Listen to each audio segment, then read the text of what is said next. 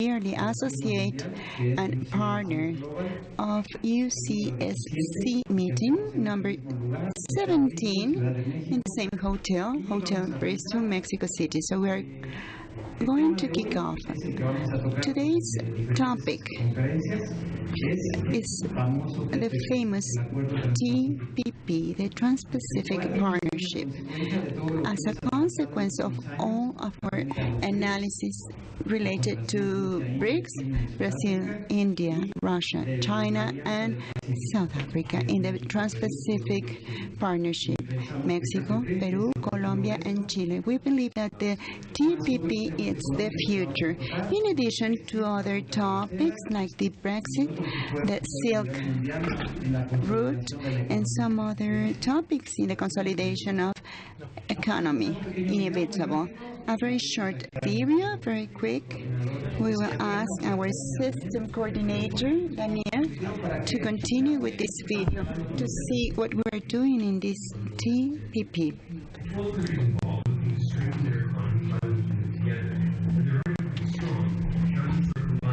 Que tienen 40% del PIB, y si esto puede exceder el TLC entre México, Estados Unidos y Canadá, estas tres naciones podrían ingresar a este tratado y aumentar la competencia.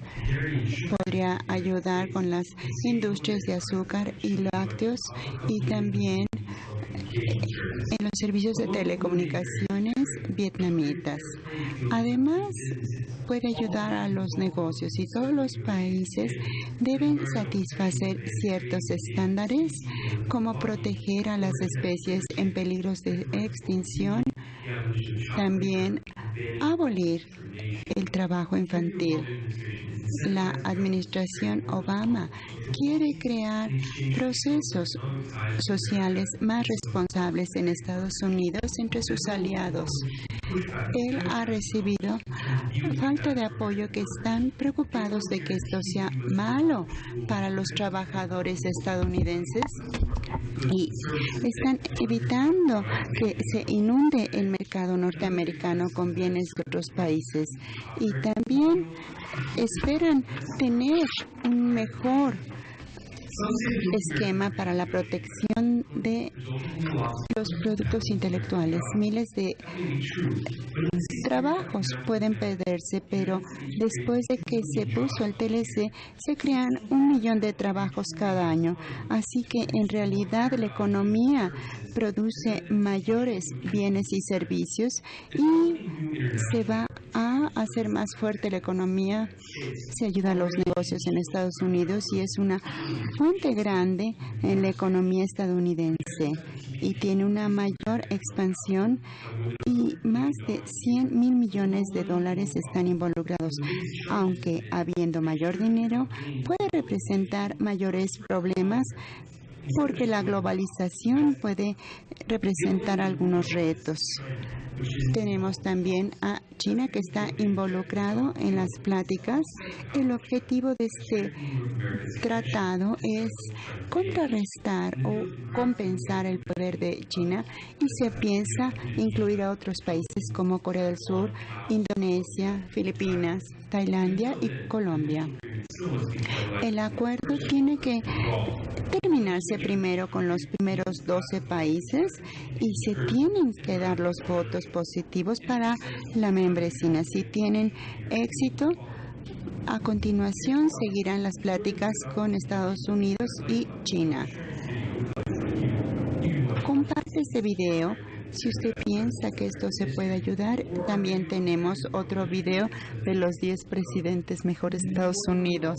Y si quiere aprender más sobre economía, un buen sitio para empezar sería el video sobre el siglo XXI y la economía de Estados Unidos. Puede entrar a nuestra página. Hasta la próxima. Este video ha sido editado por la compañía publicadora. Now let's see the TPP3 video.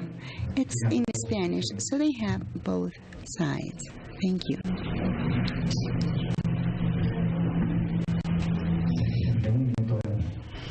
The 1 minute video, please.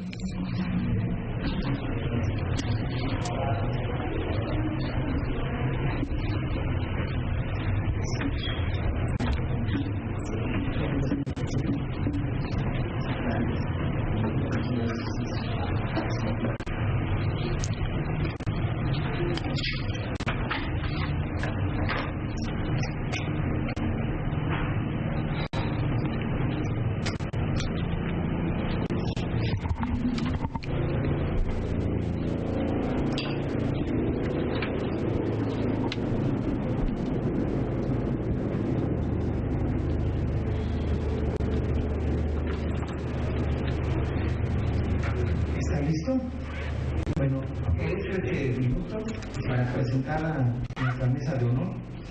Well, now we're going to introduce our Presidium, the Presidium, ex-president of AOS, Mexico and Japón, Dr. Claudio Aponte, UN representative from a consulting firm as well, and we will have very shortly Magistrate Judge Mr. Jalibis, and also Mr. Navarrete, Martin Rodriguez as well. We welcome as well some of our special guests, Luis Enrique Zavala, from the ANIR Chamber, Vice Chairman, Mr. Luis Viñas, Chairman of the Costume Brokers Association. I also want to welcome the new partners this year, the associates, Vicente Torres and Anita Chimbo from Ecuador, Ana Ventosilla from Peru, Jorge Rodríguez and Heriberto San Román from Monterrey, Nuevo León, Sviatlana Arachikava at XVII, Datkovich from Belarus. I'm not so sure if we have Roberto Colín from Mexico. So we welcome also, because we are broadcasting on our website and social media, Fabrizio Confaglioneri from Milan, Italy, Bruspena Sulana from New Delhi, India. Welcome to all of you, please. And we welcome also the media. We know we have Channel 11 and the representation from the Republic Senate as well. So let's go ahead with the TPP 3. The Trans-Pacific Partnership, or TPP, it's a trilateral agreement. Since March 2010, this treatment is being negotiated secretly. Finally, in October 2015, an agreement was reached. 12 countries make it: Australia, Brunei, Canada, Chile, Japan, Malaysia, New Zealand, Peru, Singapore, United States, Mexico, and Vietnam. The partnership represents 40% of the worldwide economy, making it the largest partnership. But this goes beyond trading, because it also it's risking freedom of internet, health, and rights of consumers. For example, internet can be censored, and also agreements widen the patent protection of patents and medicines that prevents the manufacturing of generic meals, and also may demand or sue those states that are promoting those that have some agreements.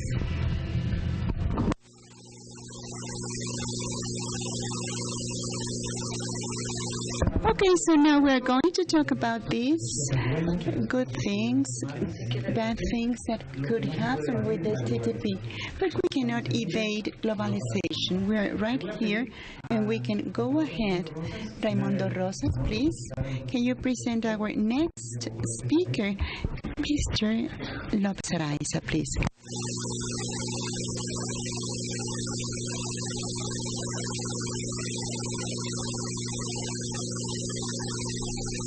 Good morning.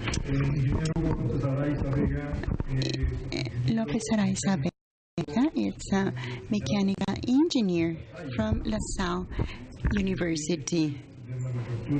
Also, pump manufacturing studies, also Ikebana studies, and also high temperature ceramics, bonsai, aikido, and kempo.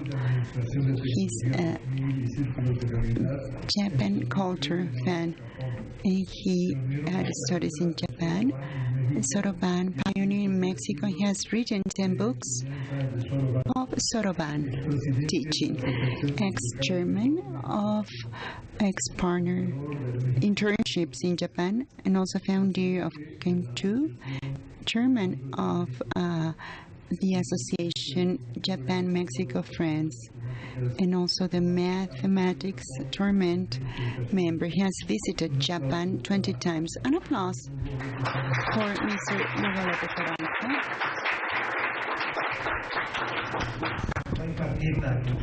He's going to give us the conference Japan TPP. Thank you very much. I thank you to help me in the last 21. I have come 17 last year.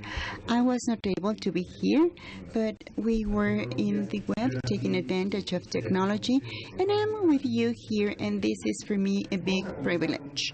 So let's start with this explanation of what has happened. What I like is to put everything into perspective. I would like to move this, but seemingly it has a problem.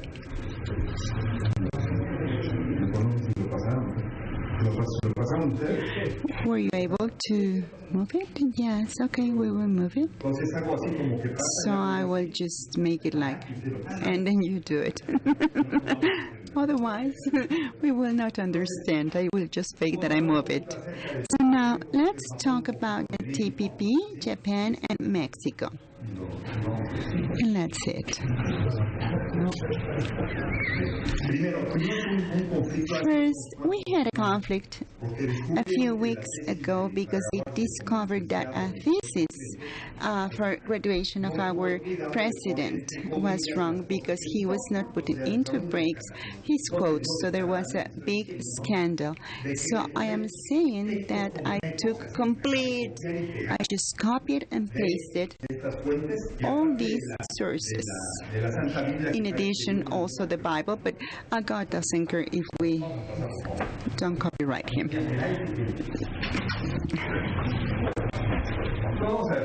So let's see the history of TPP.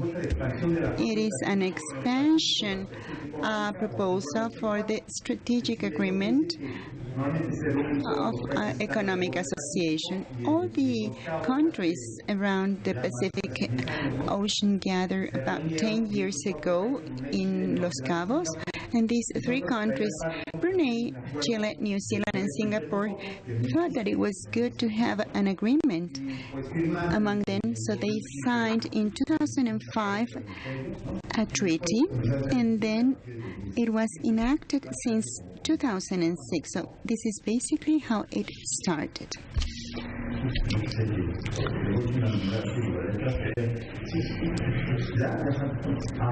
Okay.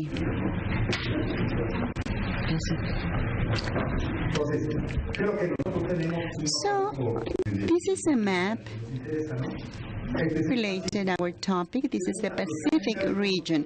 In green, we have the first members, small countries, then we have United States, and then the rest of them.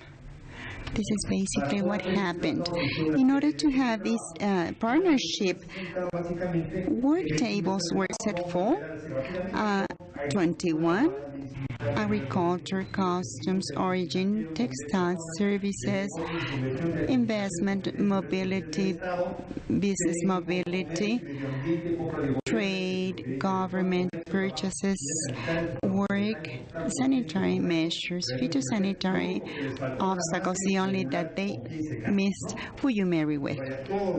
But the rest is completely regulated by this partnership, even environmental topics. How this grew from 2000 to 2005, 8.3 was the growth, just as Mexico, Asia region 24.2, and the TPP countries without Japan, because Japan is in recession from 20 years ago, 64.5%, huge growth, representing $6,400 million US dollars. This is 40% of the world GDP and a third of worldwide exports within this region.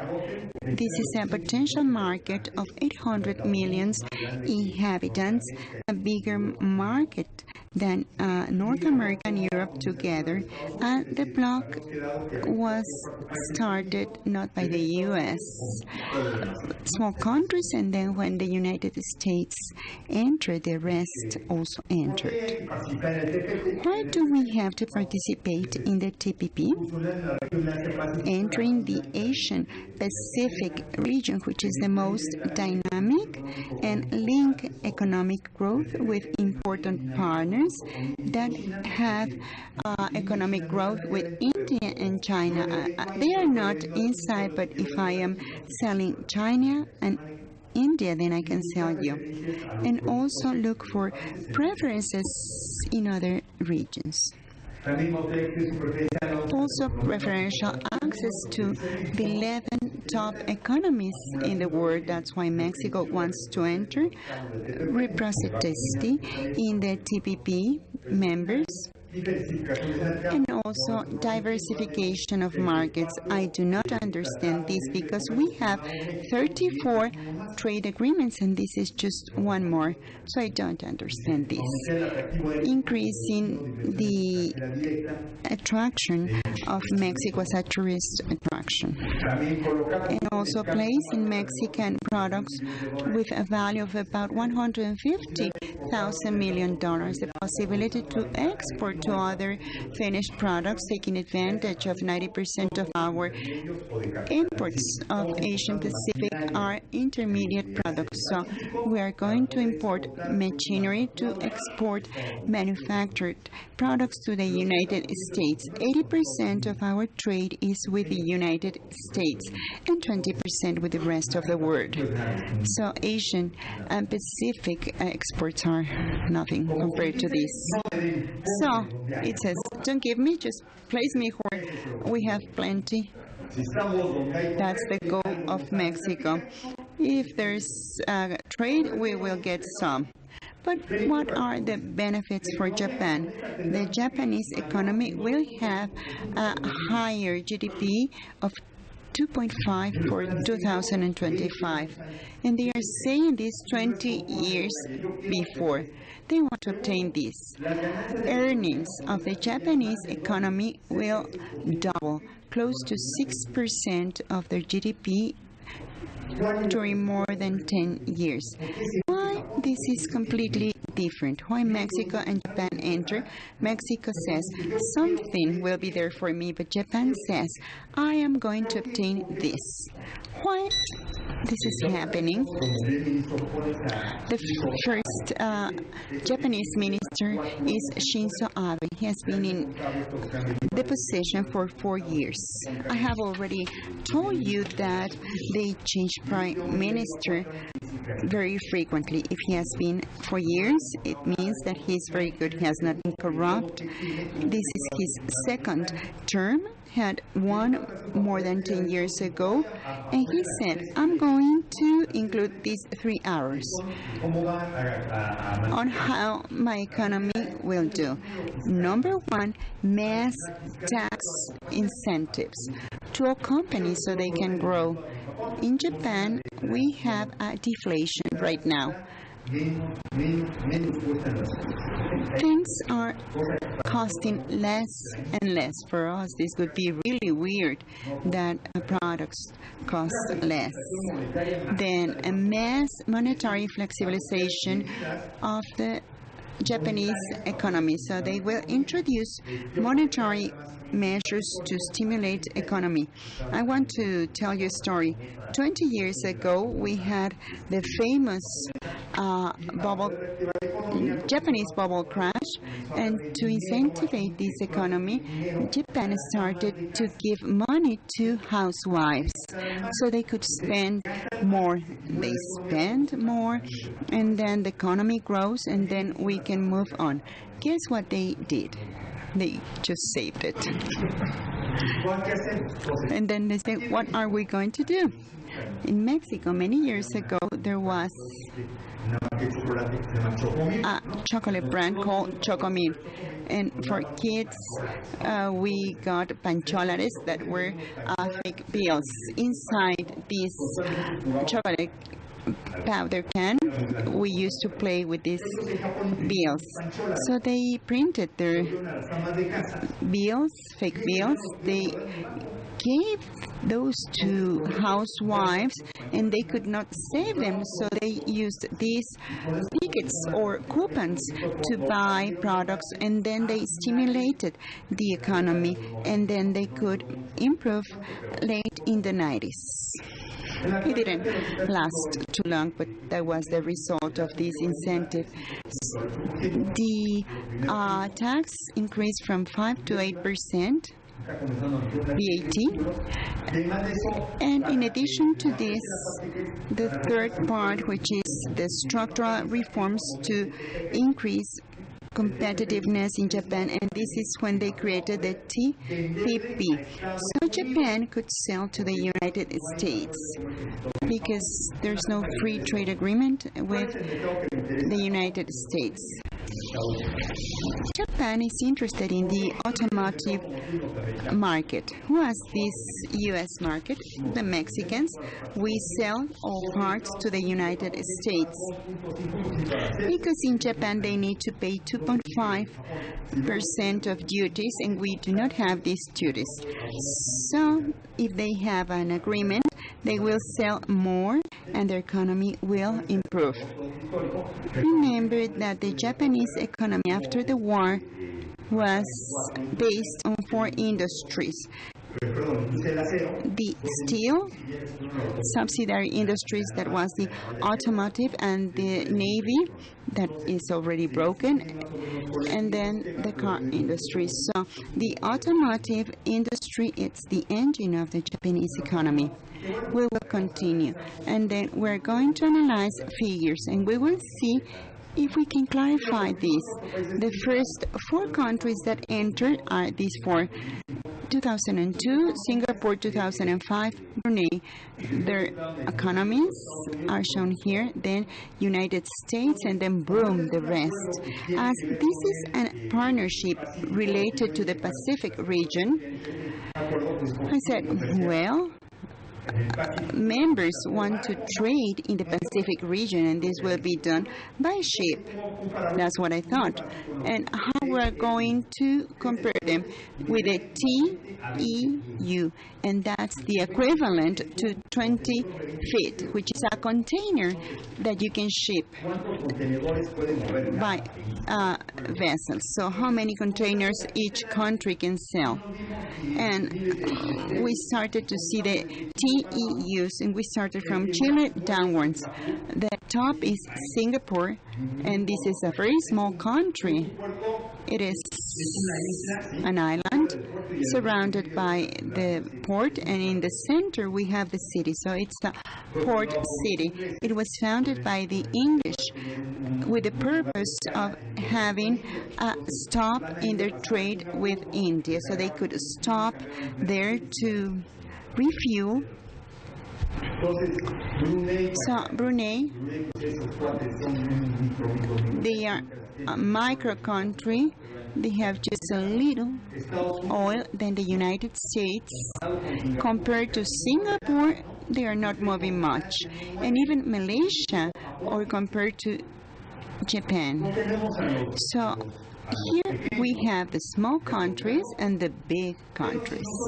But if we start to analyze after this, the GDP participation, the GDP of these countries, we realize that more or less all of them have the same GDP with the exception of the United States, Australia, Japan, Mexico, and Canada that are a little bit bigger. But all of them compared to the United States are very small.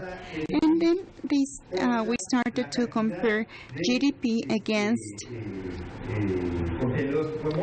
moving containers, how the economy of each country is affected by the specific trade they actually have. This is a very specific filter that I introduced. What I was thinking is like this.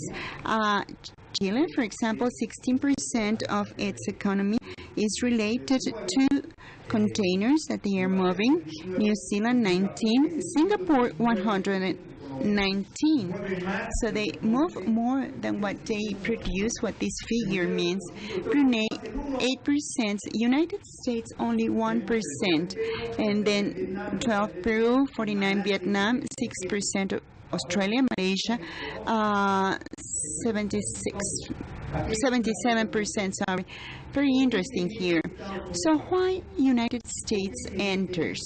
Why Mexico enters? And why Canada enters? They really do not have any trade with the Pacific. Trade in the Pacific region is not really affecting their economies. That's the truth. But the rest of the economies obviously have some impact as a result of this trade. And these countries already have some agreement, like Canada and the United States, everything is by land. Now let's analyze all the trade, and we will see that everything moving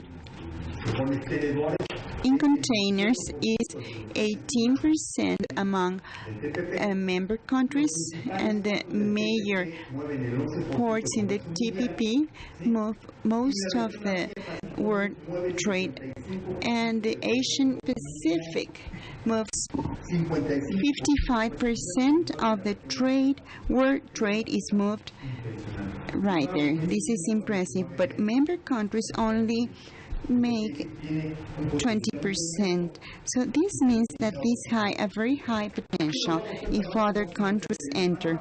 So this is more or less the overview, and we're going to pose some questions. What's the interest of United States?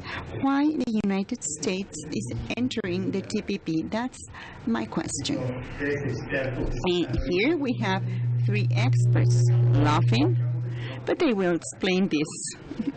They do know, I don't know. That's their job.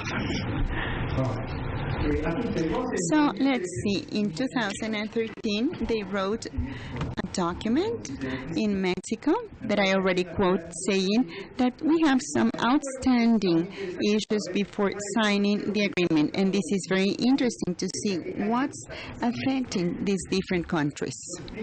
Refers to bilateral negotiations between the U.S. and Japan on security standards on food products and homologation of standards in the car sector.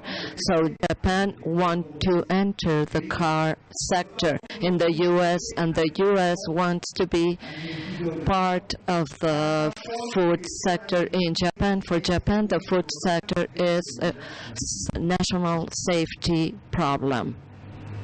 It doesn't allow to have 1 kilo of rice enter. Everything has to be produced in Japan, because if we allow to have rice and we depend on the foreign rice, when we are cut off the supply, we will have problems. It happened in Mexico.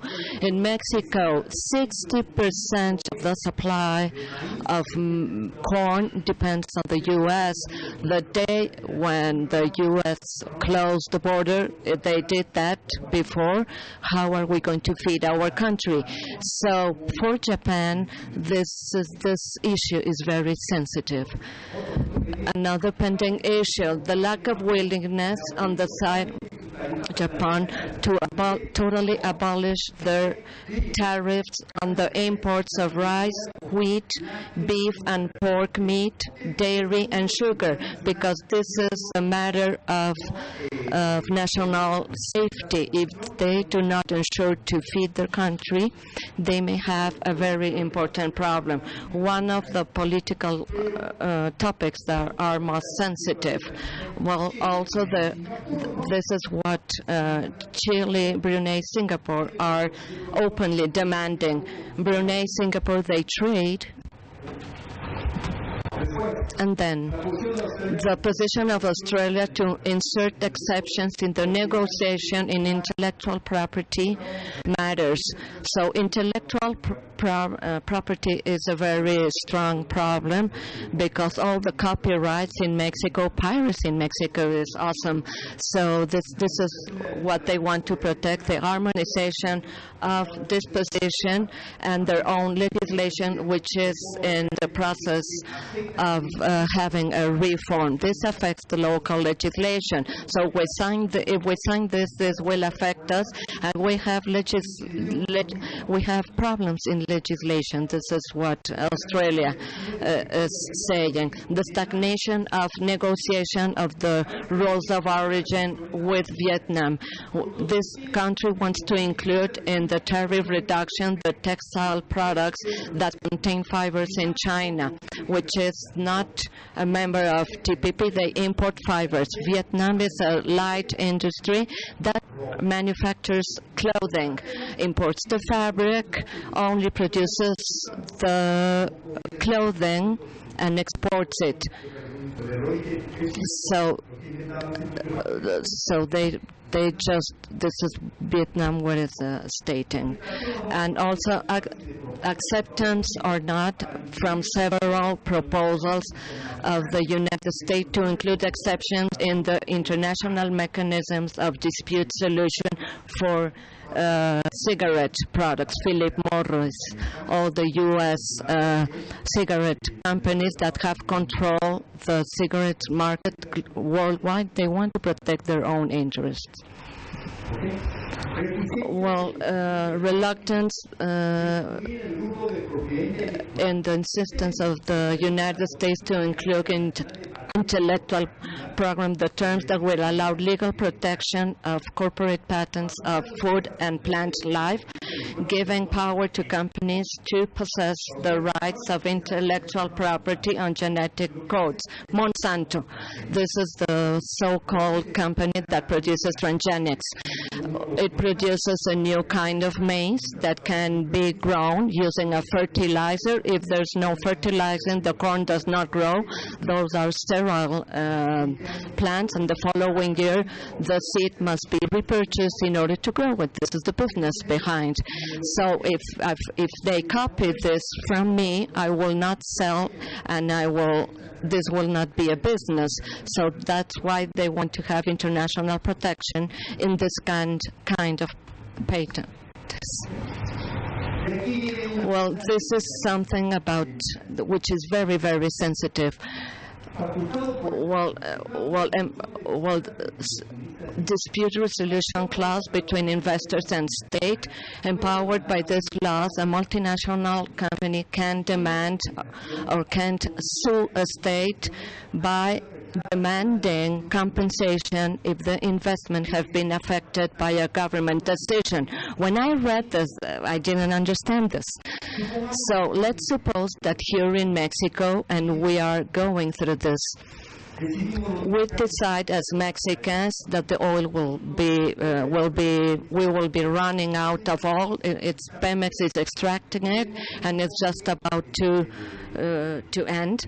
And then we have oil. We have an oil reserve, but it's so deep and it's so difficult to extract it that is very expensive to do it. So we decided to sell this oil to the possibility of extracting this oil to foreign companies, and they started when Peña Nieto took office. There's been 3 international bids. In the first one, nobody entered.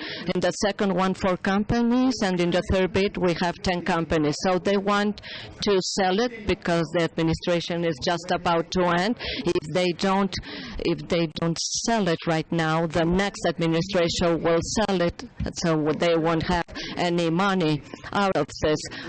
Well, Pemex depends 100% of the extraction is on Pemex.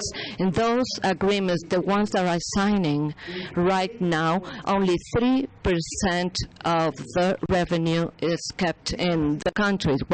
What they are doing, they are like giving away the oil. Obviously, those foreign companies realized that this is a big business. How they realized this? Evo Morales, when he took office in Bolivia, he had he received 10% of the oil revenue, and now he met with all the oil producers, said, this is over. Or you give me 60% or you go away. And he received the 60%. How is it possible that Mexico only receives 3%?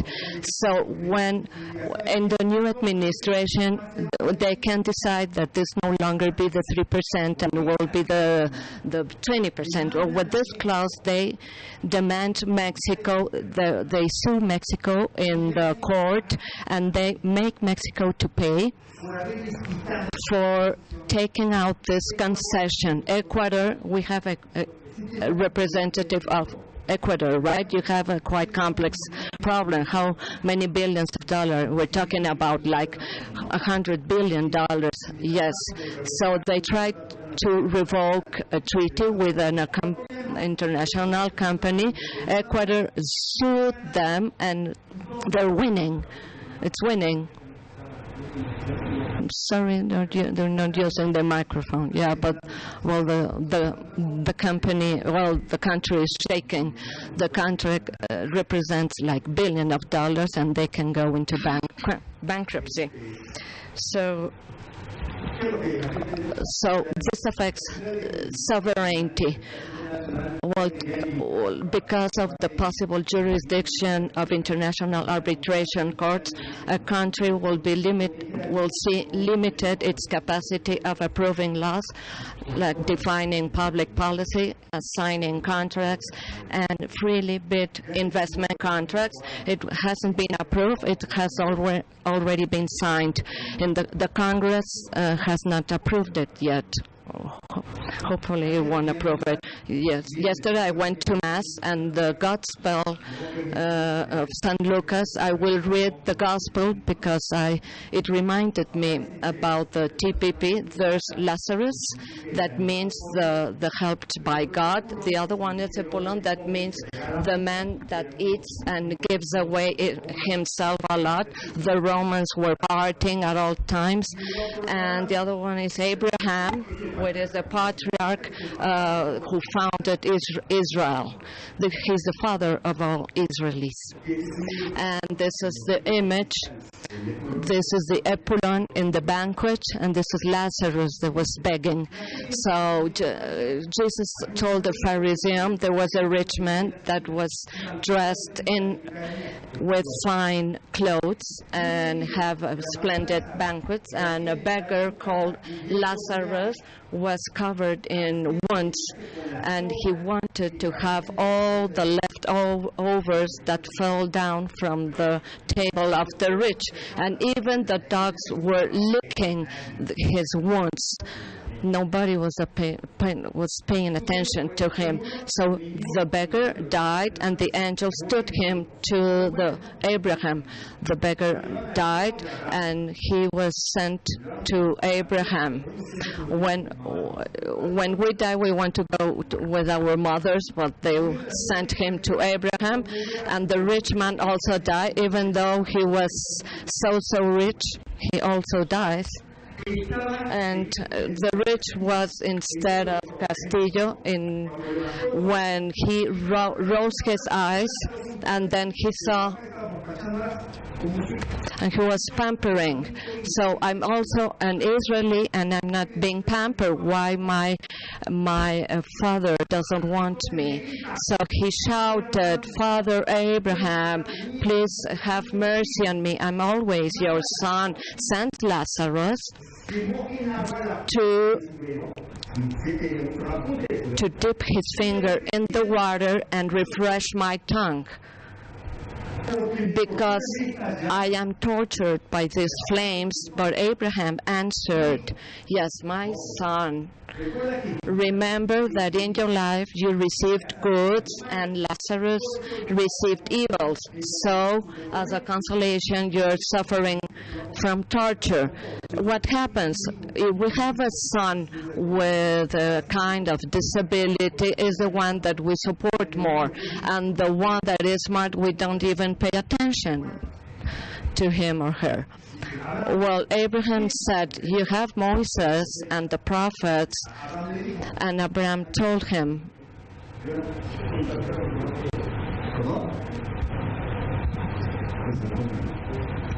he skipped one, I think.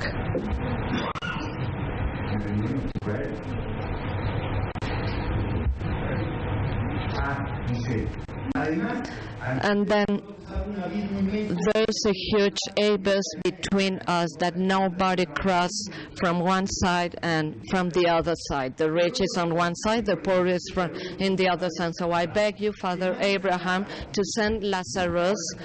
Well, now he thought about Lazarus, to send Lazarus to my house, and I have there 5 brothers to be warned so they would not fall in this torment place. So Abraham said, "You have a Moses and the prophets, you have the laws, you have the people that are telling you, the ones that are advising you to listen them." But the rich replied, "No, Father Abraham, if a dead man will tell them, they will repent." So I didn't pay attention to them. So Abraham said, if they do not listen to Moses and prophets, they would not pay attention even if a dead man will resuscitate. So this was yesterday's gospel. So as a way of conclusion, TPP was conceived of a commercial exchange mechanism between equals. Like the entry of the U.S. to TPP becomes it in a colonization instrument. The colonization that we are living through is very different to the one that we went through 400 years ago. This is what is going on with the rich and Lazarus. If they do not give in, if they don't want to have the physical colonization, they want to have the economic colonization. If the economic colonization is carried out by reviewing several treaties, there are advantages for them. There are less rich and more poor people. I've been to the U.S. and all the beggars, the homeless people, people without a house, it is really impressive. Well, Mexico doesn't have anything to do with that. I mean, Mexico, they are not even protecting if they are not interested in their own youth, let alone us. So the ambition of accumulating welfare will generate a greater inequality between peoples. This is my comments for today. Thank you very much.